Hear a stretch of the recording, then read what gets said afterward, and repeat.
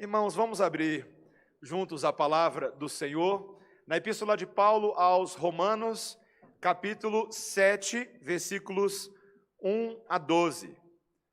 Romanos 7, 1 a 12. Nós estamos nessa seção central do livro de Romanos, na nossa série, e nós precisamos admitir que alguns desses capítulos centrais de Romanos, o capítulo 8 é um pouco mais tranquilo, mas o capítulo 7 traz alguns desafios de interpretação, de leitura. Às vezes, quando os irmãos estão lendo a Bíblia, alguns falam para mim: pastor, eu não sei se eu entendi bem aquilo que eu li lá no capítulo 7, lá no capítulo 6, e é por isso que nós temos nos esforçado para fazer explicações mais detalhadas sobre a teologia dessas porções das Escrituras. E nessa noite pedimos desde já ao Espírito Santo que nos habilite para compreender com muita tranquilidade aquilo que a palavra de Deus tem para cada um de nós nessa noite. Vamos então ouvir a leitura atentamente dos versículos 1 a 12, que dizem assim: Porventura ignorais, irmãos, pois falo aos que conhecem a lei, que a lei tem domínio sobre o homem toda a sua vida? Ora, a mulher casada está ligada pela lei ao marido, enquanto ele vive. Mas se o mesmo morrer, desobrigada ficará da lei conjugal, de sorte que será considerada adúltera se, vivendo ainda o marido, unir-se com outro homem. Porém, se morrer o marido, estará livre da lei, e não será adúltera se contrair novas núpcias. Assim, meus irmãos, também vós morrestes relativamente à lei, por meio do corpo de Cristo, para pertencerdes a outro, a saber, aquele que ressuscitou dentre os mortos, a fim de que frutifiquemos para Deus.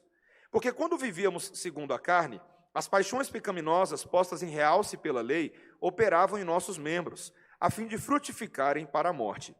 Agora, porém, libertados da lei, estamos mortos para aquilo a que estávamos sujeitos, de modo que servimos em novidade de espírito e não na caducidade da letra. Que diremos, pois? É a lei pecado? De modo nenhum. Mas eu não teria conhecido o pecado, senão por intermédio da lei.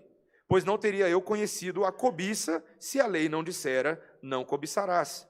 Mas o pecado, tomando ocasião pelo mandamento, despertou em mim toda sorte de concupiscência, porque sem lei está morto o pecado.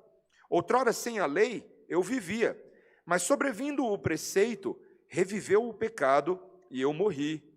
E o mandamento que me fora para a vida, verifiquei que este mesmo se me tornou para a morte.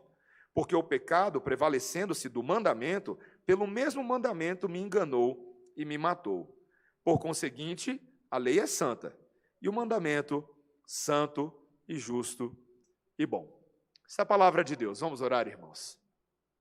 Ó Santo Deus, é a tua lei que está exposta diante de nós. Cada um de nós foi trazido pelo Espírito Santo de Deus nessa noite para entrarmos em contato com a tua palavra e entendermos o que ela tem para nós. Ela é uma palavra de vida e verdade, é uma palavra como uma espada que penetra no mais profundo do nosso ser, fazendo separação entre alma e espírito. É aquela palavra que tem condições de realmente perscrutar e lançar luz sobre quem nós somos. Senhor, lança a tua luz sobre nós. Precisamos da tua luz, em nome de Jesus. Amém.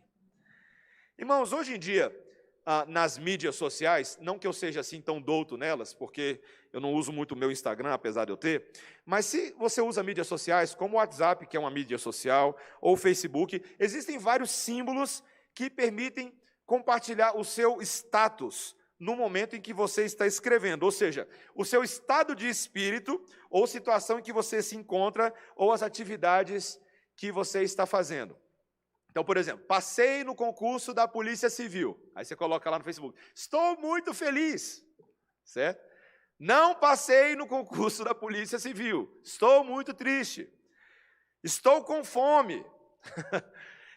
Estou fantástico hoje. Tem uns status que são engraçados, né? Estou fantástico, eu não sei o que é isso, né? Estou fantástico hoje. Estou abençoado, estou me sentindo abençoado. Estou me sentindo deprimido, e por aí vai. Você pode ter status emocionais, tem status relacionais, não é verdade? Facebook é aquele, todo mundo fica monitorando a vida relacional dos outros pela atualização. A pessoa fala: estou solteiro, né? Ou estou namorando, estou feliz.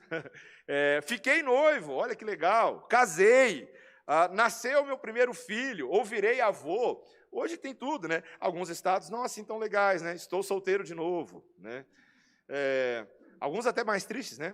De vez em quando algumas pessoas colocam, divorciei, fiquei viúvo. Mas é verdade. Hoje, no mundo, a nossa vida relacional, ela é estabelecida por vínculos com as pessoas, com as instituições. Coisas que hoje estão de uma forma e amanhã podem acabar mudando por diferentes circunstâncias, não é verdade? O estudante de ontem pode ser o universitário aprovado de hoje, pode ser o graduado de amanhã, ou mestrando, pode ser o desempregado da semana que vem, e pode ser o batalhador da outra semana. Nossa vida é assim, meus irmãos. Nosso status muda. Veja, eu e você hoje temos um status. Nós somos crentes. Esse não muda, graças a Deus. Pela obra de Cristo, ele não muda. Mas mesmo crentes, eles precisam tentar entender o seu status em relação às coisas que se relacionam com os crentes. E uma dessas coisas importantes é a própria lei de Deus. Nós vivemos hoje num mundo evangélico que as pessoas têm muita dificuldade de entender a relação delas com a lei de Deus. Uma prova disso, e hoje a gente teve a oportunidade de ter uma entrevista de profissão de fé e batismo muito bem sucedida, e a irmã que ali afirmou seus votos, ela reconheceu o valor do Antigo Testamento na sua vida, como algo que aponta para Cristo. Mas muitas pessoas não conseguem ver assim.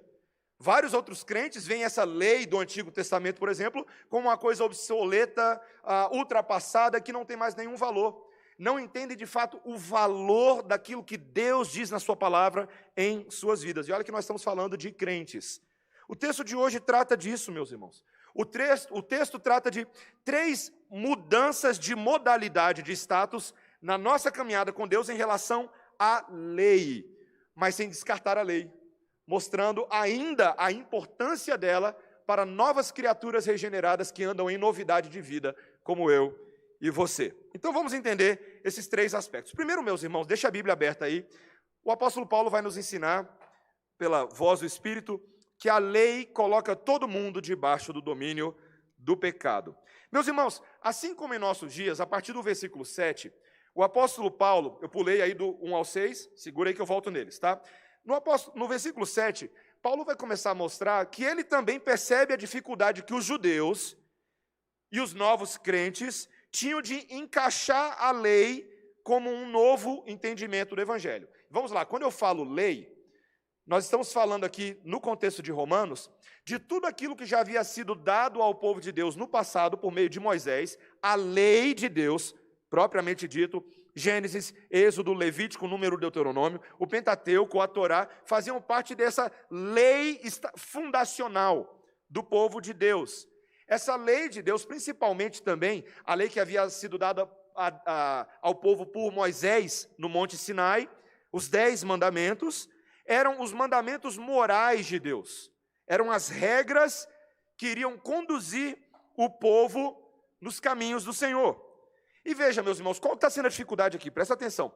O fato de Paulo enfatizar muito o evangelho da graça levava alguns judeus daquela comunidade a acusar Paulo de que ele era contra a lei.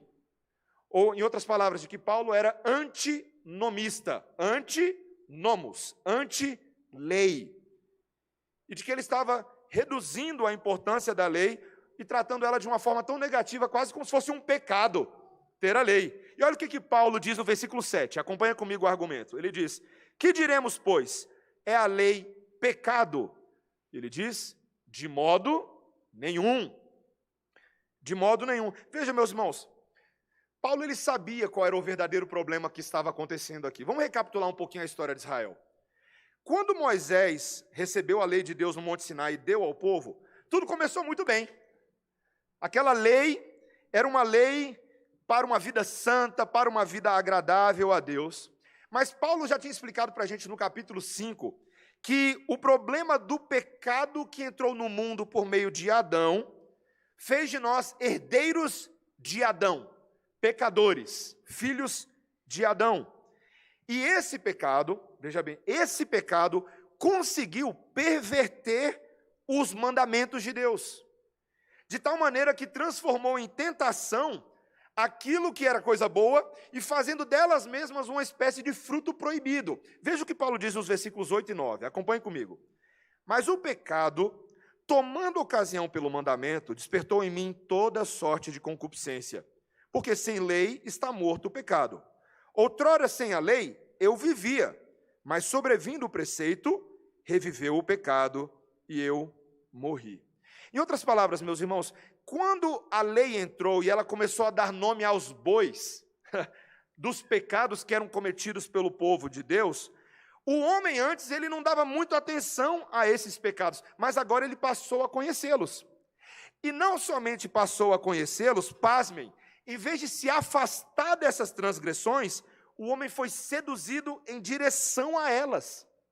Meus irmãos, que coisa maluca! Essa é a força das trevas dentro de nós.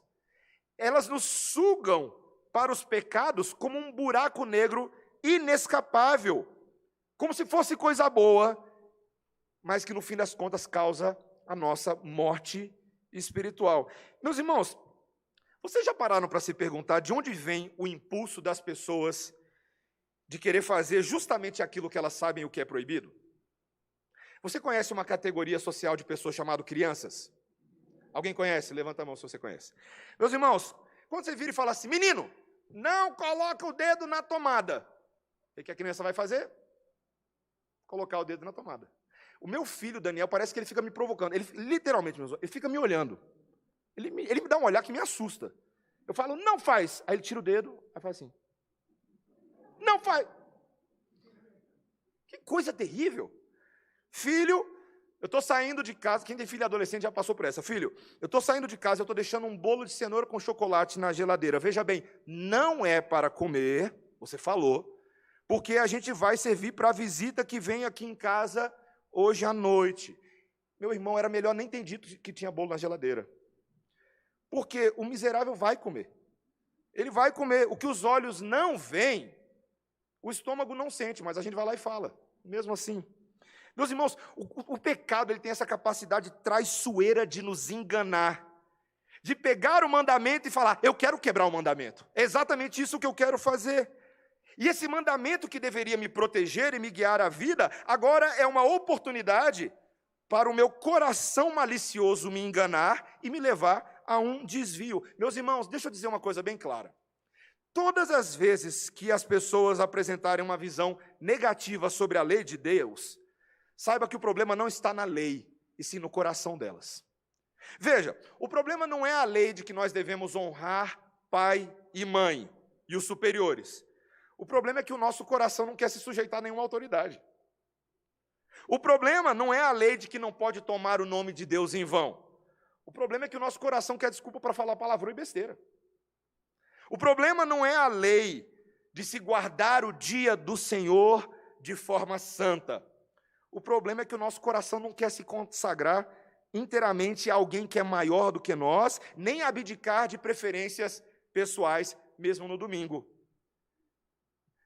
Eu ouvi uma vez um pastor dizendo que nós, prontamente nas nossas músicas, canções, afirmamos que nós somos soldados de Cristo, mas a gente não sabe o que é viver a vida do quartel.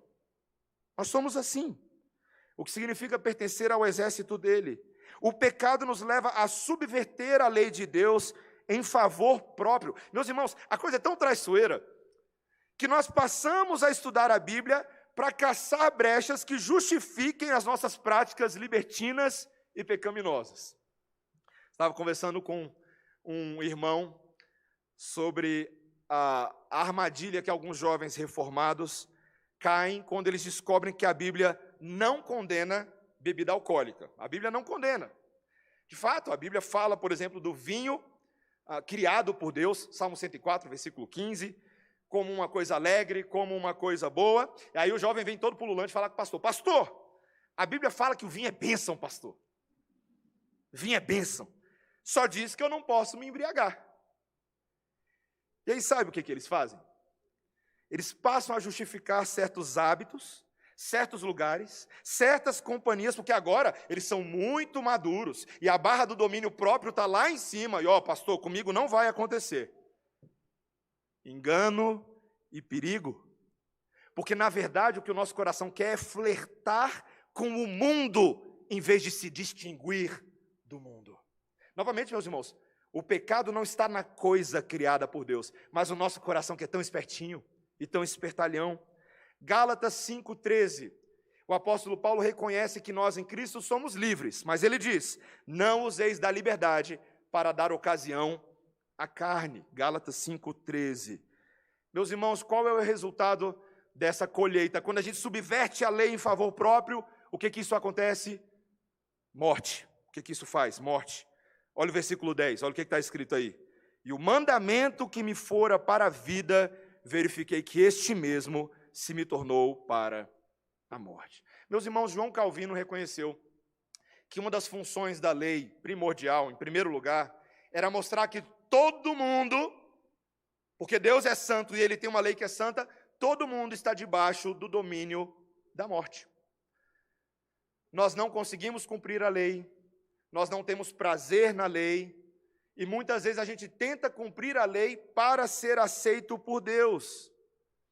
Mas não tem como, porque essa lei mostra o tanto que nós somos ruins, tanto que nós somos incapazes. Meus irmãos, vocês sabiam que isso é parte do motivo pelo qual as pessoas evitam a Bíblia? Muitas pessoas não querem ser confrontadas com o que Deus é e requer delas, e com a verdade a respeito de si mesmas. Elas não querem descobrir que elas não estão à altura do padrão de Deus. E veja, essa resistência não acontece só com quem está lá fora da igreja, tá? Você pode pensar assim, não, aquela pessoa fora da igreja, ela não quer ouvir a Bíblia porque ela é ímpia, porque o coração dela é malvado. Mas você já parou para se perguntar qual é a raiz espiritual da sua preguiça de ler a Bíblia todos os dias? Por que a gente tem preguiça? É só preguiça? Meus irmãos, eu diria para vocês que não é só preguiça, é uma espécie de preguiça, na verdade, espiritual. Lá no fundo do nosso coração, muitas vezes, existem barreiras do velho homem que impedem a gente de buscar esse livro que vai expor, gente. Vou abrir a minha Bíblia para ler. Eu não sei se aconteceu com vocês, já aconteceu comigo antes, tá? Vou fazer a minha bela devocional essa manhã em Ezequiel, capítulo 36. Pum, pum, pum, pum, pum. Você sai nocauteado de Ezequiel, capítulo 36. E Deus queria que isso acontecesse. A Bíblia não foi lá para afagar o seu ego, para dizer, nossa, como você é importante, como você é uma pessoa boa. Não, foi exatamente o contrário. Como você é miserável, pecador e é totalmente dependente da graça de Deus. Mas, meus irmãos, a gente precisa da Bíblia mesmo assim. É igual a academia. Quem aqui acorda às 5 horas da manhã falando, que lindo, vou malhar perna, vou puxar um supinão, que lindo. Meus irmãos, não é assim. É suado, é pesado, é humilhante quando você deixa o peso cair no meio da academia. É assim que funciona. Mas por que a gente faz? Por que o seu médico que está cuidando do seu coração fala, você está precisando fazer exercício físico? Porque nós precisamos, mesmo quando não temos o máximo prazer naquelas coisas. Sim, a gente deve ter prazer na palavra, mas mesmo quando a gente não tem prazer, você precisa da palavra, porque é a rapadura divina para a sua alma, para você ser sustança, e ser fortinho, e ser crente de verdade. Meus irmãos, a palavra de Deus, a lei de Deus, a primeira coisa que ela faz é botar todo mundo debaixo do mesmo sarrafo. Todos são pecadores, todos estão mortos e carecem do Senhor. Essa é a primeira coisa. Segundo lugar, meus irmãos, é a gente entender agora onde que vem a mudança de status. O primeiro status é pecador, tá? Esse é o primeiro status. Agora vamos para o segundo status. O segundo status é salvo, redimido. Quando a gente volta no versículo 1 agora, veja comigo, o apóstolo Paulo vai lembrar a gente o que ele diz aí, que por princípio, ele fala àqueles que conhecem a lei tem domínio sobre o homem toda a sua vida. Veja, meus irmãos, ele está dizendo que para início de conversa, uma pessoa ao longo da vida inteira, ela estaria presa à lei e, consequentemente, ela estaria presa também à condenação que a lei traz sobre você. Se eu e você não conseguimos cumprir a lei de Deus, portanto, o que nós merecemos é condenação eterna. É o que nós merecíamos. Mas, todavia, portanto, Paulo, no capítulo 6, ele explica que algo fundamental aconteceu. Cristo morreu e ressuscitou. E nós que cremos em Cristo, nós fomos completamente unidos a Ele na sua morte e na sua ressurreição. Lembra que nós falamos disso? Nós passamos 2 sermões inteiros falando sobre a doutrina da união com Cristo. Eu disse para você que esse negócio é muito importante, você tem que estudar e aprender isso direito. Mas veja, meus irmãos, isso não mudou só a nossa questão de morte e vida, mas isso mudou completamente a nossa relação com a lei em vida. E para nos explicar isso, o apóstolo Paulo, ele passa a ilustrar com um exemplo extraído da própria lei de Moisés, lá em Deuteronômio capítulo 25, sobre as relações entre cônjuges dentro de um casamento em vida. Ele vai dar esse exemplo. Veja, novamente, a premissa é de que a lei afeta só quem está vivo. E aí, a partir do versículo 2 até o versículo 4, ele vai dizer o seguinte, olha, pela lei de Moisés, uma mulher casada, presta atenção que esse exemplo de Paulo é muito bom, tá? Uma mulher casada, ela é legalmente unida ao seu marido enquanto ele vive. Mas, se o marido morrer, ela está livre da lei conjugal. Isso é o que está escrito lá em Deuteronômio, capítulo 25. Depois você pode estudar a questão do levirato, é muito interessante, tá? Então, olha só, a questão da lei conjugal. Paulo continua explicando. Se a mulher viver com outro homem, enquanto o seu marido ainda está vivo, sem dúvida, ela será considerada adúltera. Vai prestando atenção aí, porque essa é a nossa base teológica sobre a questão de recasamento, como é que funciona, quando é que pode e quando que não pode se casar novamente. Depois eu posso explicar com mais calma isso para vocês. Mas o ponto é, se o marido dela morrer, ela estará livre para se casar com outro homem sem ser adultério. Tá? Se o marido morreu, qualquer motivo lá, ela pode se casar novamente, sem crise de consciência, sem que ninguém a desaprove, inclusive a própria lei de Deus. Tem gente aí que já está pensando, pastor, não fala isso não. Não quero pensar o que o meu marido vai fazer se eu morrer, não. Veja, parece um assunto meio estranho, né? Mas é verdade. A lei de Deus fala sobre essas coisas. Então, Paulo está falando o seguinte, isso é semelhante ao que aconteceu conosco. Quando Cristo morreu, nós morremos para o poder da lei e para a condenação que ela nos trazia. Mas no nosso caso, a gente não ficou viúvo ao ficar livre desse antigo cônjuge, que é a lei. Nós fomos imediatamente casados com a vida da ressurreição. E agora nós podemos produzir uma boa colheita, boas obras para Deus, porque o que rege a nossa vida é o poder da ressurreição, não o poder da lei. Meus irmãos, veja, olha o versículo 5, olha o que ele diz. Veja aí, versículo 5. Porque quando vivíamos segundo a carne, as paixões pecaminosas, postas em realce pela lei, operavam em nossos membros, a fim de frutificarem para a morte. Agora, porém, libertados da lei, estamos mortos para aquilo a que estávamos sujeitos, de modo que servimos em novidade de espírito, e não na caducidade da letra. Meus irmãos, presta atenção, porque isso aqui essa explicação é fundamental para você entender o capítulo 7 de Romanos e o livro de Romanos inteiro. Quando Cristo morreu, ele não mudou a lei, ele mudou a nossa disposição interior em relação à lei. Hoje nós não temos mais que viver mecanicamente pela letra da lei, porque agora nós temos o Espírito Santo de Deus, nós temos a salvação de Deus, que é o que nos impulsiona a uma vida viva, de novidade e de frutificação. Essa é a diferença. Meus irmãos, conta-se que certa vez, ilustração para ajudar. Já ouviu falar da Rainha Vitória? Rainha Vitória é aquela que reinou sobre Reino Unido, Irlanda, durante o período conhecido como Era Vitoriana, século XIX. Tá? Foi um período ali de grande prosperidade, de grande crescimento econômico, social. E a história conta que uma vez ela fez uma visita a uma fábrica de papel da região onde ela reinava.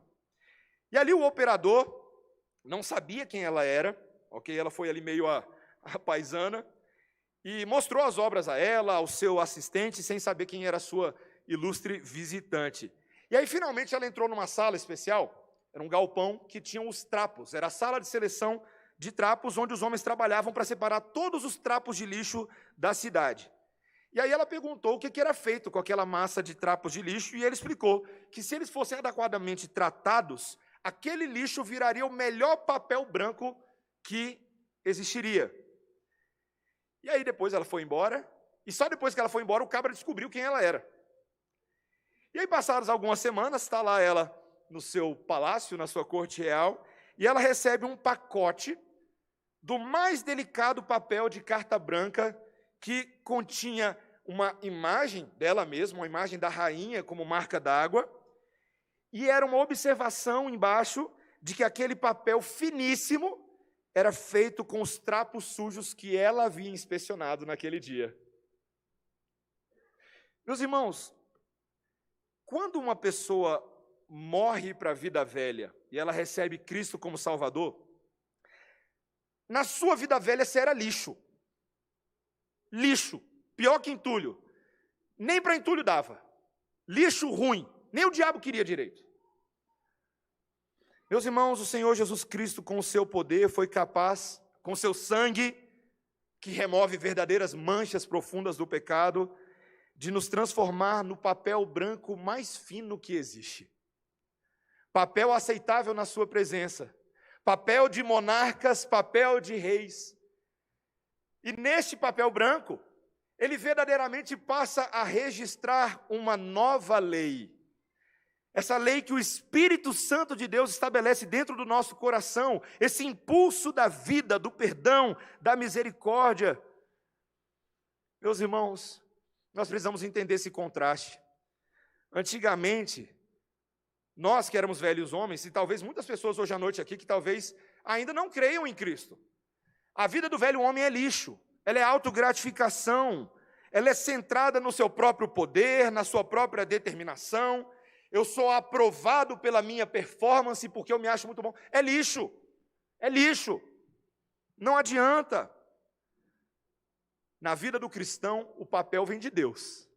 Deus está no centro. Ele que fornece o poder, Ele que fornece a graça, Ele que fornece a misericórdia. Viver no Espírito, meus irmãos, é viver na dependência daquele que nos embranquece, daquele que nos purifica. A gente passa agora a viver em amor, em gratidão, em reconhecimento. A gente desvia os olhos do nosso próprio lixo, do nosso próprio desempenho e fala: Jesus, resolve o meu problema. Eu quero ser teu, eu quero ser, como a gente canta aquele hino, né? Todo mundo gosta de cantar hino que a gente já aprende da tradição, né? Alvo mais que a neve, alvo mais que a neve. Sim, por este sangue lavado, mais alvo que a neve eu serei. É isso que Jesus faz. Ele muda pessoas. E eu lembro a primeira vez que eu vi neve na minha vida, quando eu morei fora. Rapaz, esse negócio é branco mesmo, né? Você fica olhando assim, é branco, chega a dói o olho, né? Quando bate o sol sobre a neve, é branco e dói o olho. E a palavra de Deus reconhece que Ele nos alveja mais branco do que o melhor sabão em pó poderia fazer. Meus irmãos, nós realmente podemos ter uma nova vida em Cristo Jesus. Então, em Cristo, meus irmãos, a morte dele, presta atenção, mudou o nosso status de pecadores para salvos. Salvos. Essa é a sua esperança. Eu tinha um amigo meu, quando a gente crescia, juntos ali na minha primeira igreja, ele tinha toda vez que a gente falava assim, olha, sim, mas nós somos pecadores. Ele fala, não fala isso não. Tá, a gente é, mas não é isso que nos define.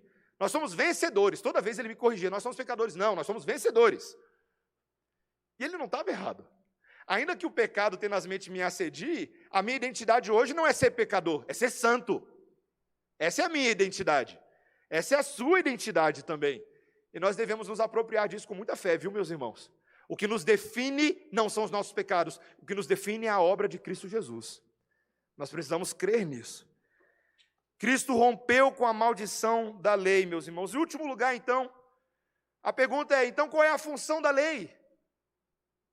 O novo status, meus irmãos, agora é de santos. Veja, de novo, primeiro foi pecadores, segundo, salvos pela graça, e agora, santos. Em último lugar, a lei é santa e boa para andarmos em novidade de espírito. Alguns deviam estar pensando, poxa, Paulo, se você falou tudo isso, então a lei é basicamente negativa, porque é só ocasião para o pecado. Paulo fala, não, de modo nenhum. É a própria lei, presta atenção, irmãos, é a própria lei que nos ajudará a caminhar em novidade de vida. é ela mesma. Por dois motivos que Paulo deixa bem claro. Primeiro é porque a lei sempre nos ajuda a identificar os nossos pecados. Olha o versículo 7. Olha aí comigo, acompanha a leitura da segunda parte do versículo 7. Eu não teria conhecido o pecado, senão por intermédio da lei, pois não teria eu conhecido a cobiça, se a lei não dissera, não cobiçarás. Meus irmãos, a lei é importante para o crente, para o santo, sabe por quê? Porque ela continua te lembrando de tudo que é pecado contra Deus. Meus irmãos, tem muita gente que não consegue dar nome aos pecados, fala assim, pecado de uma forma meio genérica, mas a Bíblia, ela não generaliza pecados, ela dá nome especificamente a todas as coisas que a gente faz contra Deus. Por exemplo, dentro de imoralidade sexual, você tem fornicação, luxúria, lascívia, orgias, pensamento pecaminoso, depravação da carne, todos eles dizem respeito aos pecados que nós fazemos quanto à nossa sexualidade. Você tem cobiça, inveja, orgulho, você quer furar o olho do outro. Nós frequentemente esquecemos que as coisas específicas que nós fazemos contra Deus contam. Eu lembro quando eu estava estudando o Catecismo Maior de Westminster no seminário, e foi um trabalho difícil para mim, principalmente pelo alto grau de confrontação que o catecismo trouxe ao meu coração. Ele dava nome a tudo, meus irmãos. Parecia assim um raio-x do Espírito Santo, e eu tentando me esconder, e ele revelando o tanto que o meu pecado era grave contra Deus, detalhadamente. Meus irmãos, nós precisamos disso. Nós precisamos saber exatamente o que nós fazemos contra o Senhor. Pastor Jerry Bridges, muitos de vocês conhecem porque ele escreveu alguns livros que nós gostamos muito. Exercita-te na piedade, Em Busca da Santidade, e um livrinho chamado Pecados Intocáveis. Esse livrinho é bom para não dizer outra coisa. Rapaz, pensa num livro difícil. Pastor Jerry Bridges, quando estava escrevendo esse livro e dava aula para alunos de seminário, ele conta num dos artigos dele que no seminário ele decidiu fazer um ditado de pecados.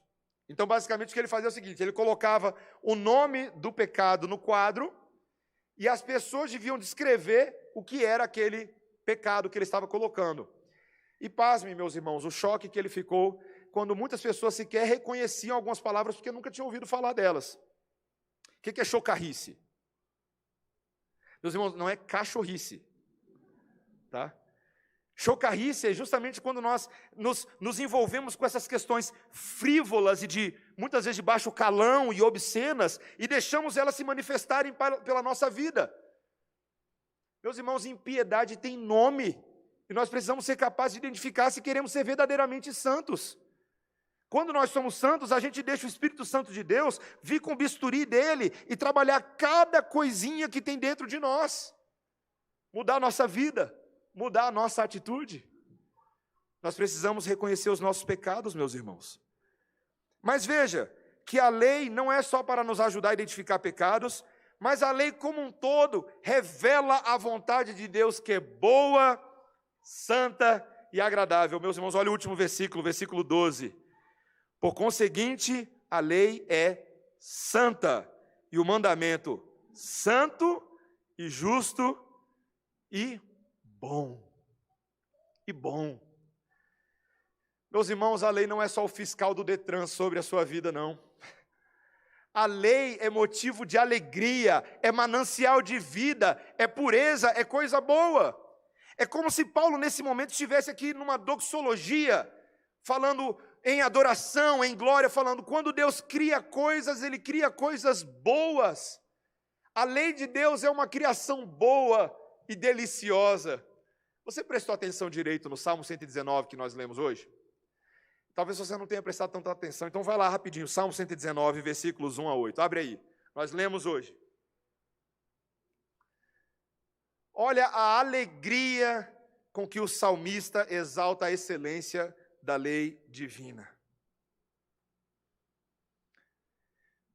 Primeira coisa que ele começa dizendo no Salmo 119, versículo 1, bem-aventurados. Olha, muito felizes os irrepreensíveis no seu caminho que andam na lei do Senhor. Quem anda na lei do Senhor vai ser feliz. É o que o texto está falando. Então todo mundo... Como é que fala a música? Todo mundo quer feliz. É feliz, já ouviu isso antes? Você quer ser feliz? Todo mundo quer ser feliz, meus irmãos. Eu não conheço uma pessoa que não queira ser feliz. Está aqui, ó. Quem anda na lei do Senhor é feliz. Já começa assim, um salmo de 176 versículos, ele começa assim. Olha o versículo 2. Bem-aventurados os que guardam as suas prescrições e o buscam de todo o coração. Meu irmão, você busca de todo o coração a lei de Deus? Como aquele tesouro escondido mais precioso, e de repente você descobre e fala assim, rapaz, eu preciso desse negócio. É isso que vai me tornar rico em Deus, verdadeiramente. Olha o versículo 4. Tu ordenaste os teus mandamentos para que os cumpramos à risca. O presbítero Charles enfatizou isso na oração hoje no culto. Meus irmãos, o que está escrito na Bíblia é para a gente cumprir à risca. Ali, ó, na régua de Deus. Quando você olha para a vida de Jesus, quem era Jesus? Por que Jesus era tão bom, tão maravilhoso? Porque ele vivia dentro dos mandamentos de Deus à risca. E é isso que tornava uma pessoa cativante. Era por isso que a sua piedade era invejável. Porque ele vivia na lei do Senhor, meus irmãos. Versículo 5. Tomara sejam firmes os meus passos, para que eu observe os teus preceitos. É a oração dele. Ele está falando, Senhor, firma os meus passos. Eu sou como uma criança que está aprendendo a andar, não sei andar direito. Eu fico caindo.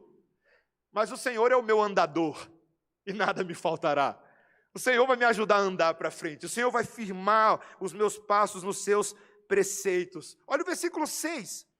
Então não terei de que me envergonhar quando considerar em todos os meus mandamentos, os teus mandamentos. Meus irmãos, a lei de Deus não é para te envergonhar. É para te libertar da vergonha. É para isso que serve a Bíblia. Para você não viver debaixo do eterno peso de culpa. Tem crente tão envergonhado, meus irmãos, tem crente tão envergonhado da sua vida de pecados, que ele para de vir da igreja, dá desculpa que é por causa da pandemia, mas é porque ele se acha muito menos santo do que os outros santos. Está com vergonha. É crente, mas está vivendo debaixo da maldição da vergonha. A lei do Senhor liberta da vergonha, meus irmãos. Porque essa mesma lei nos aponta para Cristo, que cumpriu toda a lei e nos liberta da vergonha. Quem está em Jesus vai cumprir a lei em Jesus. A gente não precisa ter vergonha. Não precisa. Jesus nos aceita não pelo cumprimento da lei, mas porque Ele é um Deus de graça. Ele é um Deus de misericórdia e Ele nos ajuda a cumprir. Olha os últimos 2 versículos. Render-te-ei graças com integridade de coração, quando tiver aprendido os teus retos juízos, cumprirei os teus decretos, não me desampares jamais. Eu vou agradecer a Deus. Eu vou agradecer a Deus pela sua lei, porque o Senhor vai me ajudar a cumpri-la. Meu irmão, deixa eu te perguntar, qual que é o seu status hoje? Você bota muito status lá no WhatsApp, no Facebook. Qual que é o seu verdadeiro status? Você é somente um pecador? Ou você é um pecador salvo pela graça e santificado pela lei do Senhor? Você pode tentar correr desse último status, mas é quem nós somos. Nós somos o povo da lei. Nós todos somos juristas por excelência divina. A lei é nossa, para o nosso crescimento e para que o nosso relacionamento com Deus e com os nossos irmãos seja um relacionamento regrado pelo amor de Deus. Última coisa que eu falo para vocês é o seguinte: o apóstolo Paulo nos lembra que o amor, esse amor que o mundo tanto fala, o amor de Deus só será observado quando nós cumprirmos a lei de Deus em favor uns dos outros. Povo que é amor, né? Todo mundo quer um Deus de amor, quer ser o povo do amor. Como que a gente é o povo do amor? Cumprindo a lei de Deus. É isso, meus irmãos. Quando a Bíblia fala, não matarás, sabe o que você faz? Você não mata, ué. Quando você não mata o seu irmão, você está amando o seu irmão. Eu espero que seja autoexplicativo. Não adulterarás.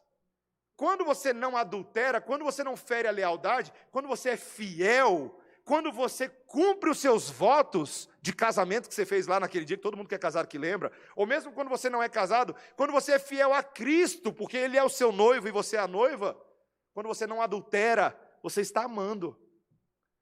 Não roubarás. Meu irmão, minha irmã, para de roubar os outros. Para de roubar a intelectualidade dos outros fazendo pirataria quando não é para fazer. Para de roubar e de privar os outros da vida que Deus tem dado a eles. Pelo contrário, promova o bem-estar do seu irmão. Ao fazer isso, você vai estar amando ele. Amando. Não cobiçarás. Para de ter inveja barata. Para de ficar o dia inteiro nas mídias sociais cobiçando o que você não tem, porque os outros parecem que têm, quando eles também não têm.